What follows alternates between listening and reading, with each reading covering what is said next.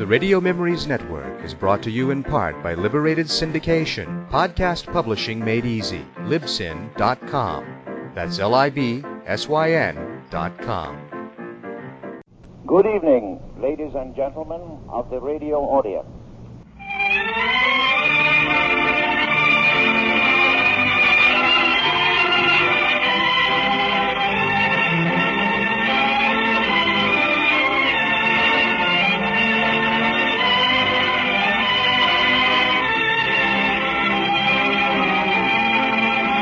Hello, everyone. This is John Grimmett, your guide for radio journeys. That's the theme from Coca-Cola Top Notchers. Last week, we heard the first episode of Coca-Cola Top Notchers. Tonight, we hear the second, from March 26, 1930.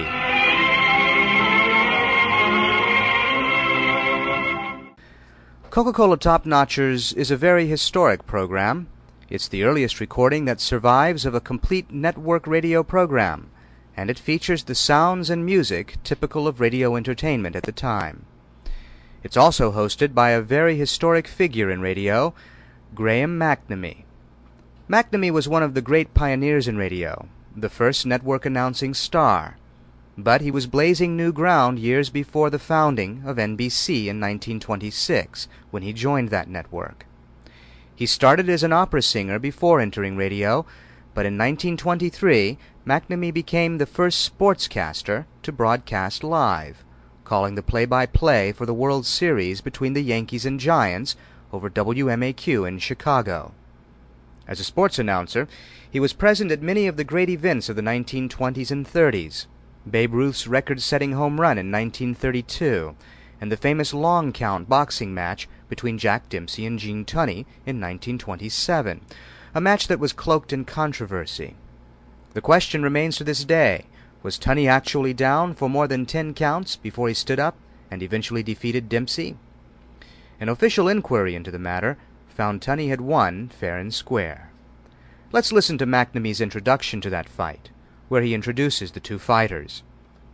The audio quality on this is quite poor, but we can hear the exuberant style of a fight announcer so clearly demonstrated by MacNamee, even back in 1927. Ladies and gentlemen, main event, 10 rounds for the heavyweight championship of the world. It's announcing from Salt Lake City, Utah, wearing black trunks, weighing 187.5 pounds, former heavyweight king, Jack Dempsey.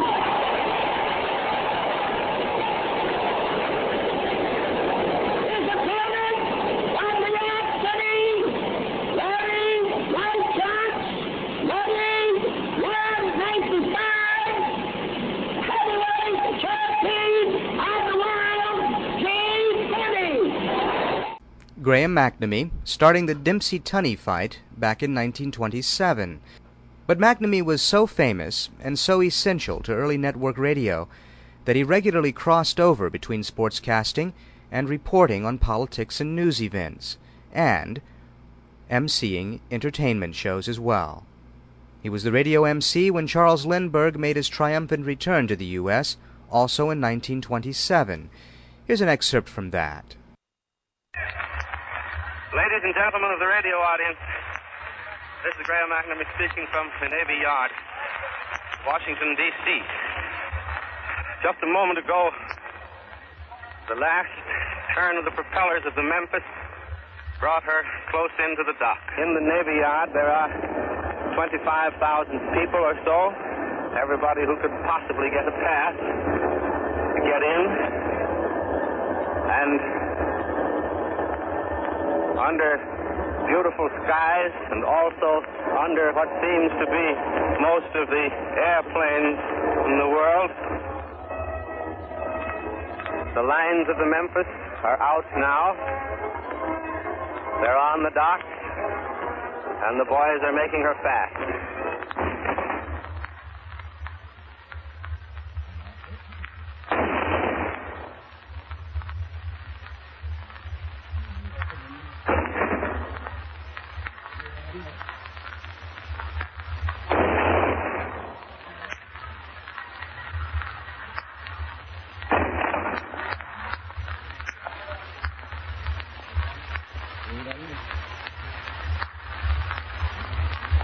19 guns we just listened to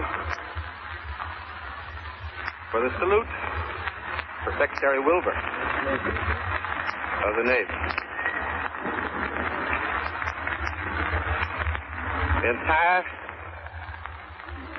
white uniformed crew of the Memphis is now lined up at attention along the side nearest the dock, awaiting Lindbergh. Lindbergh is coming down the gangplank, walking slowly, his hat in his hand, quietly, dignified, a darn nice boy. His mother is following. She is on the arm of the Secretary of War. And again, we get the salute. Secretary Davis is with the mother of Lindbergh. Then in 1930, he hosted the Coca-Cola Top Notchers. After the Top Notchers, we'll hear one more show from 1930, July 17, 1930 to be exact, a 15-minute episode of Cliff and Lolly, the Nuts of Harmony, accompanied just with a piano, plus a short number with guitar. This duo presents a combination of 1920s jazz with vaudeville humor. It's rather irreverent in tone, actually, and that's what makes it interesting. Cliff and Lolly are not just talented musicians, but they're lawyers, too. And their comedy routines focus on the characters who come out of their office. Cliff speaks with an Ivy League aristocratic lilt, while Lolly uses a more down-to-earth tone. So here we go, taking a break with two very entertaining radio shows from 1930. We start with the Coca-Cola Top Notchers of March 26, 1930. Enjoy.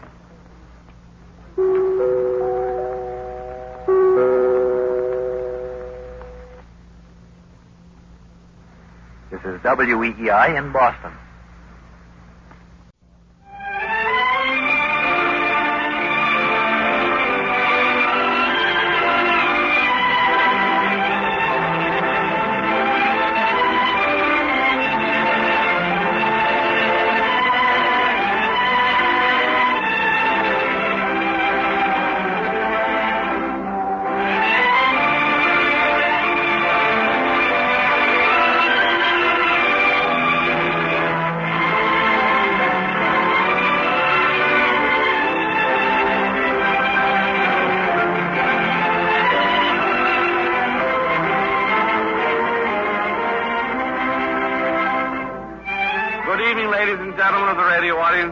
This is Graham McNamee speaking.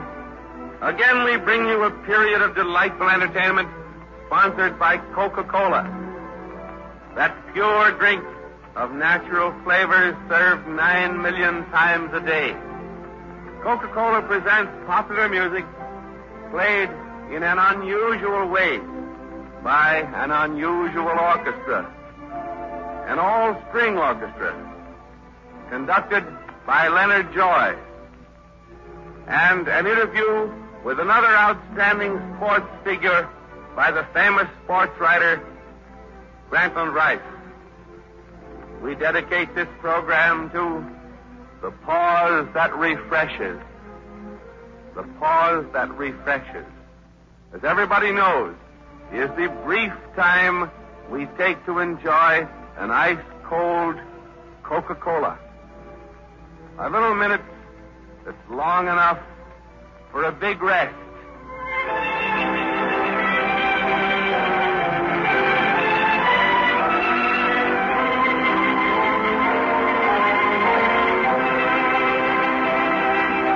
First, a bubbling melody called So Sympathetic.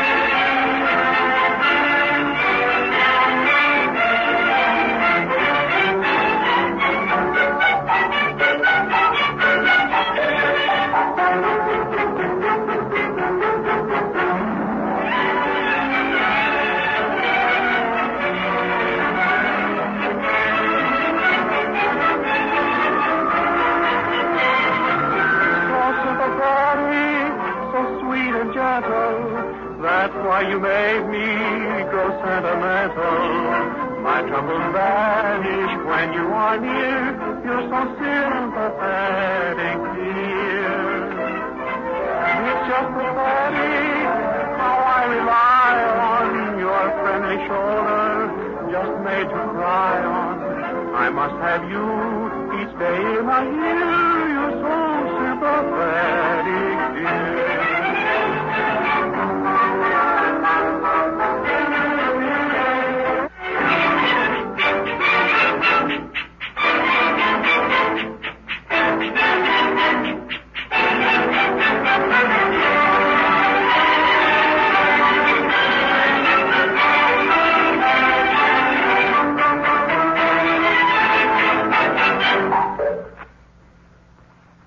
Coca-Cola is just a drink, but what a drink.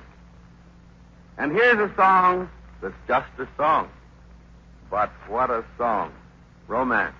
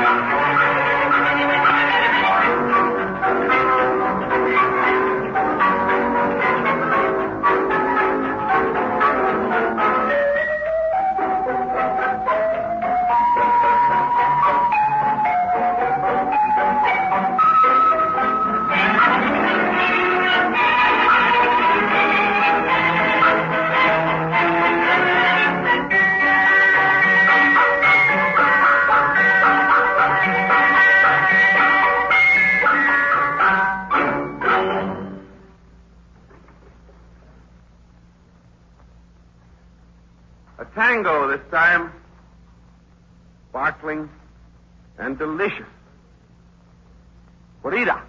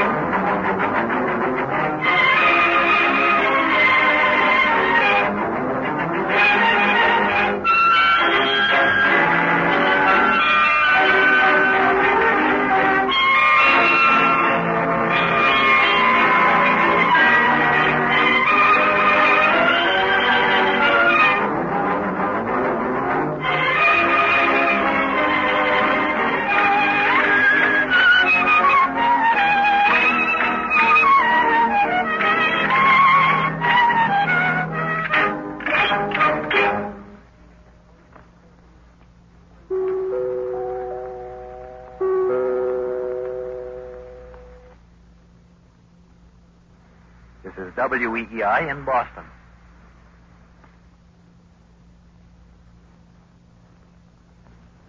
We'll stop our dance for a moment, and while the members of the orchestra pause and refresh themselves, let us relax in our easy chairs. Just the place to enjoy an ice-cold bottle of Coca-Cola and hear Grantland Rice, the foremost authority on sport, interview one of the outstanding professional golfers of the United States and the world, another celebrity who had to be good to get where he is. His name is Stuart Maiden. Stuart Maiden was the man who gave Bobby Jones his first golf lesson when Bobby was about 6 or 7 years old, who taught him his famous stroke and directed Bobby's golf career for over 15 years. He also taught Alexis Sterling, 3 times national champion. Grant Rice will interview Stuart Maiden on the interesting subject of Bobby Jones. Come in, Grant.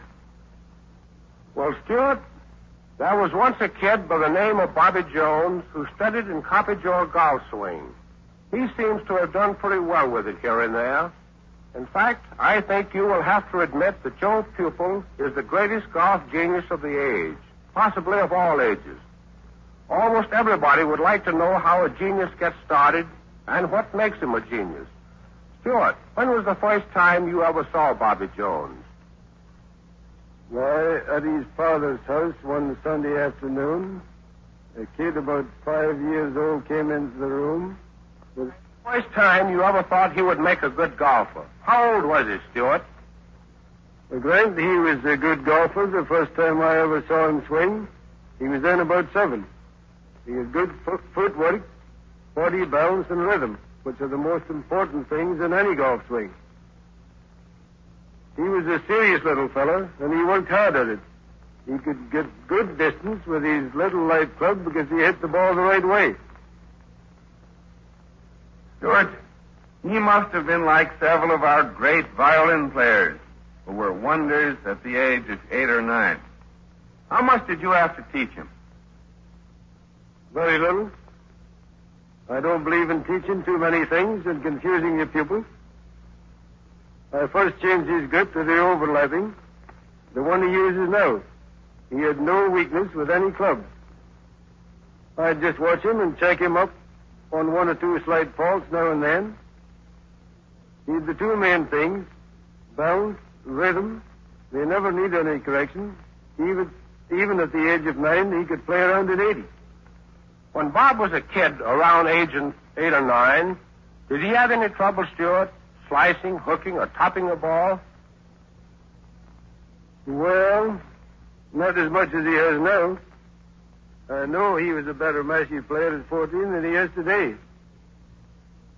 Even when he was 7, he knew enough to shift his weight and let his hands swing the club ahead smoothly when he hit the ball. At just what point, Stuart, did you think he was going to make a champion, a real champion? Well, I'll tell you, Grant. I knew he had as good a swing as anyone would want. He was good enough at 13 to win a championship. But there are many good golf swings. I knew he was keen to win, and that always helped. But I knew a champion was coming one day. He played a mashie niblick, pitched 2 feet from the cup, and then broke the club.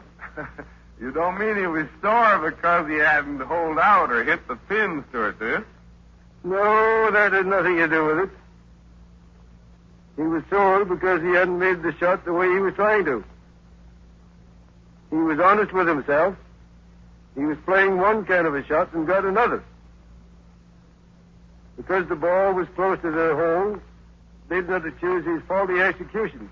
He was never satisfied with anything but perfect control of himself and the club, no matter where the ball stopped. Most golfers don't care how they hit the ball so long as it stops near the cup. I know. People used to criticize Bob because they didn't know what was going on in his young mind.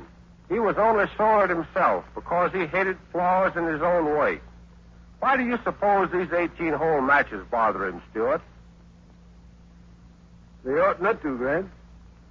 He shouldn't care whether a golf match was 1 hole, 3 holes, 16 holes, or 18 holes.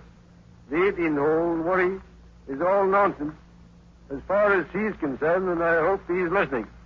Was Bobby an easy pupil to handle, Stuart? About the easiest any instructor ever had. That is as far as his golf was concerned. At East Lake, it was 520 yards long. He was 12 years old, and I have seen him reach these green repeatedly with a drive and a spoon and carry right into the middle of the green.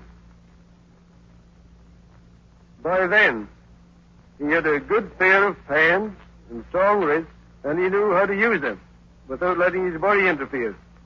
Now, there's one important thing, Stuart. Thousands of mothers and fathers would like to get a tip. Is it better for young boys and girls to get set instruction or to watch, study, and copy good players in a natural way? Well, Grant, I would say, just talking to them as I was talking to themselves.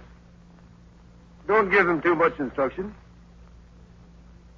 Let them watch good players once in a while and try and go ahead and swing the best way they can. And if there's anything very much out of order with them, get somebody to look them over and tell them right at once what to go ahead and do. All they need is a good pro to check them up once in a while. If there's any faults, he'll soon find them out before they get bad habits.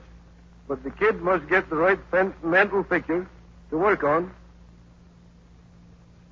And even then, he's going to have a hard job if he's going to try to emulate Bobby Jones because there's only one. I heard he was, Stuart. Thanks a lot, Grant, and thank you, Stuart Maiden. Next week, Grant Rice will introduce us to another celebrity in sports at this same hour. Don't miss it. And now, We're off to a fresh start with more music. The Coca-Cola Orchestra playing Why Do You Suppose?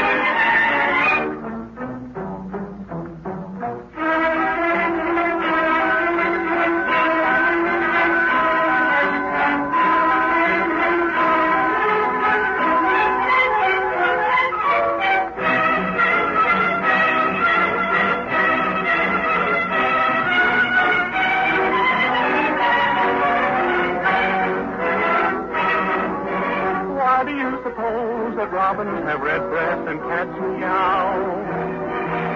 Why do you suppose that apples have blossoms upon the bough?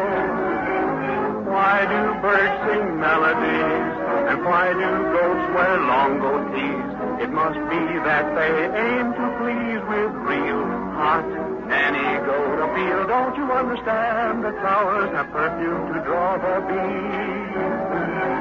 Why do you suppose that you're so attractive to me?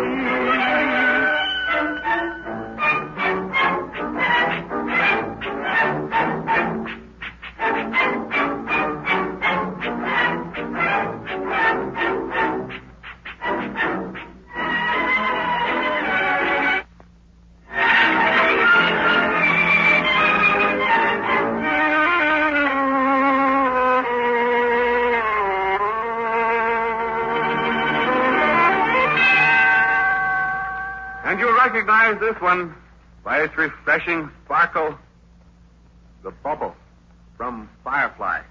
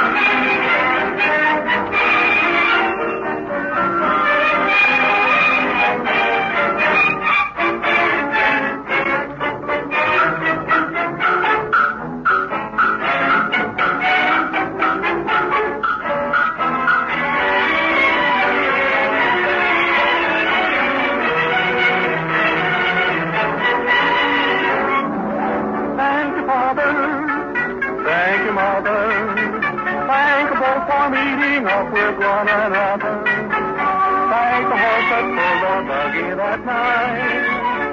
Thank the dog for being merry and bright. Thank the June night. Thank the moonlight that caressed her from above. And thank goodness for the marriage and for that baby carriage, for I have no one to love.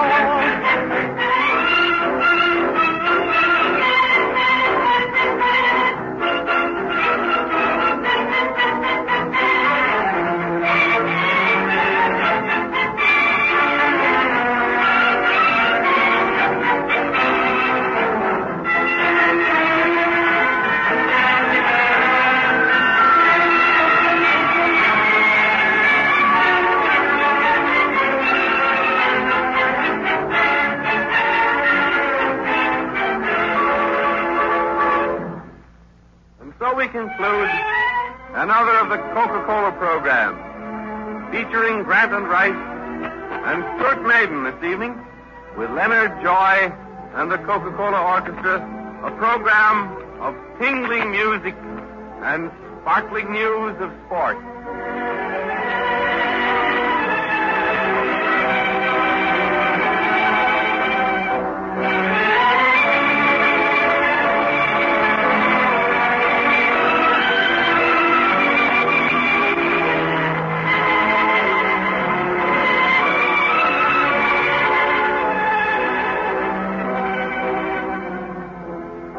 Next week, at this time, once again you'll hear the Coca-Cola Orchestra, and Grant and Rice will interview another outstanding figure in the world of sports, James J. Corbett, Gentleman Jim, the man who put John L. Sullivan away. Listen in. Everybody's invited. This is Graham McNamee bidding you good night, all, and refreshing rest.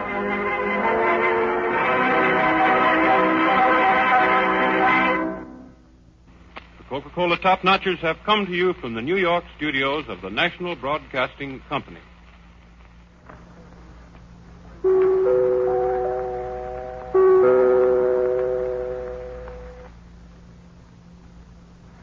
This is WEEI in Boston. The world's craziest actors, Flip and Lolly, the Nuts of Harmony.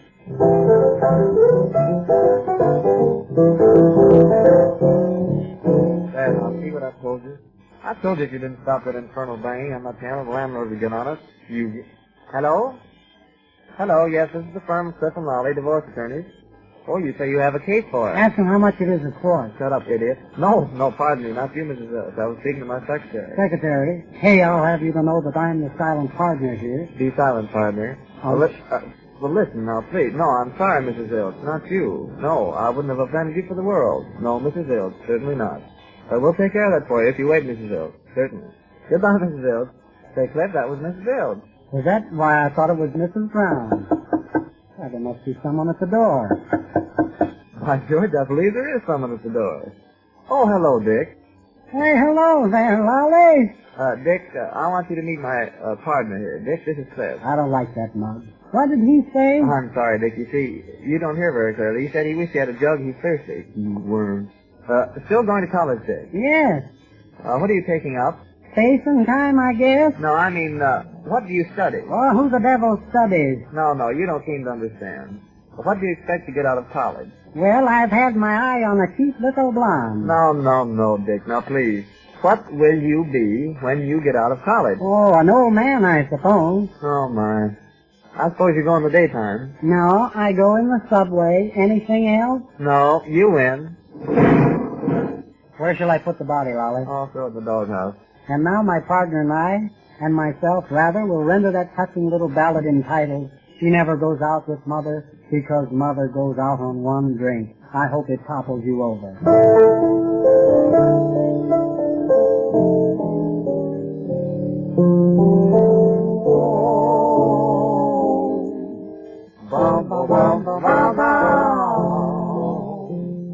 When you find that you're mine, keep the worried and blue. Why, you can always let loose. I'll keep that disposition free. Wanna see what makes me feel the way I do. Every time you pass by, on two good reasons why. Happy feet, we've got those happy feet. Give them a low down beat, and they begin dancing. We've got those genitals happen so, and when they give it to me, so loud that you feel I'm so very blue. Can't get into our shoes, because our shoes refuse to ever go weary. We keep cheerful on an airport, our music sweet, 'cause we've got those happy feet. Oh, bad luck, don't say, good luck, come away. Look, we're gonna see, over these two great big old feet. Bad luck, get away, good luck, moved in today, but it's very plain. We don't even have to explain. When you're sad, don't get mad, I'm still gonna sure. We're not done to fighting. Ah, but no troubles we can free. When you're blue, no blue, you try our cure. Will you kindly pass by? On two good reasons why. Happy feet, we've got those happy feet. Give them a low down beat, and they begin dancing. We got those genitals happen so, and when they give you dizzy, like no my death, you save us so. Very blue, can't get into our shoes, because our shoes refuse to ever go weary. Oh, we keep people on an airport of music beach, 'cause we got those happy feet. Ba-ba-da-ba-da-da, happy feet. Well, I got rid of that snake in the grass all right. Well, that's fine, Cliff. But what are you doing tonight? Hey, are you making me a proposition? Why, I have a date with my little pansy. Oh, with your little Tansy. Why, is that her name, really? Why, certainly that's her name. Well, Cliff, after all, you know, why do you call her Pansy? I suppose to get you sweet? No. Pansy means flower, and believe me, pal, she's been through the mill. I catch on, but is she a nice girl? Why, listen to you. Are you casting reflection? Oh, no, Cliff, now please, of course not. I mean, who are her people? Oh, I get it. Why, they're big shots in the iron and steel business. Was that right? Sure. Mother irons all day and the old man steels all night. Ouch. Cliff, that bit me to the quick. But while we're on the subject, did she ever go to college? Yes, and I still like her. You still like her. What did she study in college? She studied to be a taxidermist. Taxidermist? Yeah. Well, that's fine. Did she pass? No, she didn't pass. Why? She didn't know her stuff. Oh, that's pretty gee. bad. Even at that, I think that I'm the luckiest fellow in town. How do you figure with a face like that? Well, I have a girl and a cigarette lighter, and they both work. Laugh that off. Jesse Green, just 16, certainly is a clown. All the boys around us like they say that us sound sound. He'll sit and spoon in the afternoon, as long as Mama's near. But when you get her out alone, look out. She'll whisper in your ear. You'll be with me from 1 to 3, but don't get ideas. You'll talk of love and start love, but don't get ideas. I'm only human, at least that's what she thought. Oh, but how can I be human when I look into those eyes? I'll take this if it's just like this, but don't get ideas. I'll hug a while, but still style, but don't get ideas. Your mother makes it go right. You go out and stay all night, but if you come nearer, then I'll fight, so don't get ideas. Now, Tessie here, now listen here. I said to her last night, why, you say that you adore me, but still you fill my soul with fright. Why, shame on you, though 2:30, I guess within the law. Ah, but when I grabbed her round the waist, she crotched me in the jaw. Oh, you can feel and cool and feel your blue, but don't get ideas. You can laugh and clown and fool around, but don't get ideas. I'm just a lady, confessing I have charm. But if you ever do get slip, I'll have to break your arm. You can swim or fly, live or die, but don't get ideas. You can break a chair and tear your hair, but don't get ideas. You may have been just plain to see, bred in dear old Kentucky. Ah, but now you're just a crumb to me, so don't get ideas. Say, Cliff, have you any idea what could be keeping Francis the valet? Where'd you send him? Oh, I sent him after some rat poison. Oh, here he comes. Speak of the devil and you hear his grandmother. Yeah, that's right. Now listen. What kept you so long? I had a big argument with a man in a drugstore. Argument with a man in the drugstore? That's bad. That's funny bad. Now listen now, Francis. What was this argument about? Well, he wanted to send the rat poison over. Well, what did you want to do? Well, I want to send the rats over after them. Oh, Francis, don't you know that you can't fool a druggist like Yeah, that? you shouldn't try any funny stuff like that. Now listen, Francis, why don't you be honest? Now take, for instance, George Washington. I presume you know who George Washington was. Oh, sure. He's a guy who what's why snakes candy. Francis, you are dumb. Boy, he's dumber than I am, Lolly. Yes, believe that or not, Mr. Ripley. Listen here, you bucket of stuff. Yes, sir. You sit down over here. I want to give you a little lecture. Now, first of all... Say, Lolly, just a minute. I know a heck of a good story about a skirt. Now, listen, back to your doghouse. Now, listen now then, my good man. I still think that I'd ought to tell that story about the skirt. Will you please be quiet? Now, listen, here I'm trying to give Francis a lecture here about the skirt, about honesty, I mean. Well, I insist, so you'll just have to get barefooted and listen. Why are the new long skirts like prohibition? Well, I don't know. Well, Don, I don't know either. Well, because they cover up a lot of old familiar joints. Oh, my. Believe it or not. That's a shade bad.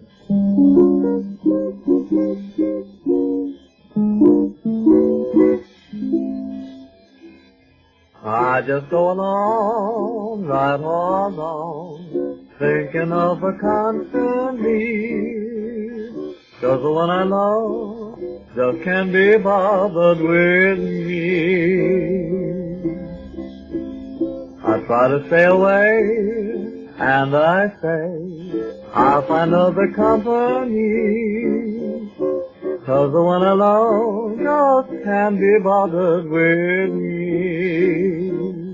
But I keep making my mind up, but I wind up by hanging round her old front door. When I get a real throw down, I feel low down. I keep coming back for more. But maybe I could get some nice man. The only one that I can see is the one who says she just can't be bothered with me. I just go along, right along, thinking of her constantly. 'Cause the one I love just can't be bothered with me. Try to stay away, and I say I'll find other company. 'Cause the one I love just can't be bothered with me. I keep making my mind up, but I wind up hanging on her old front door. When I get a real slow down, I feel low down. I keep going back for more. Maybe I could get some my man. The only one that I can see is the one who says she just can't be bothered with me.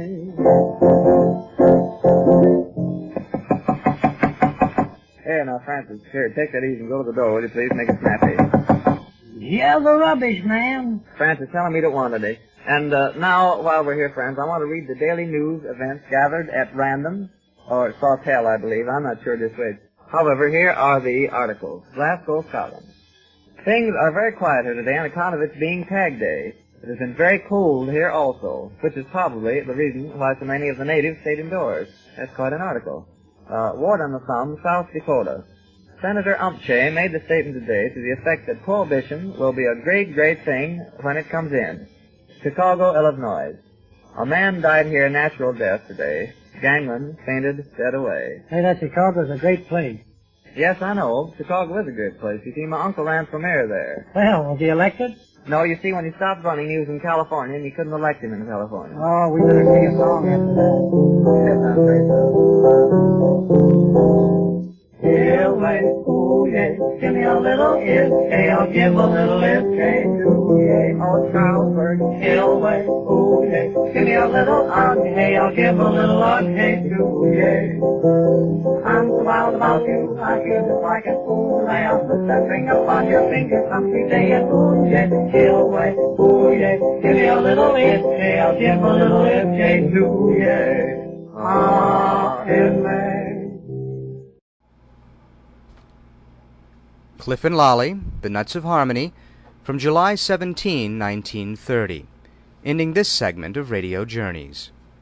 Next week, we begin a series of shows featuring another example of early network radio, The Empire Builders.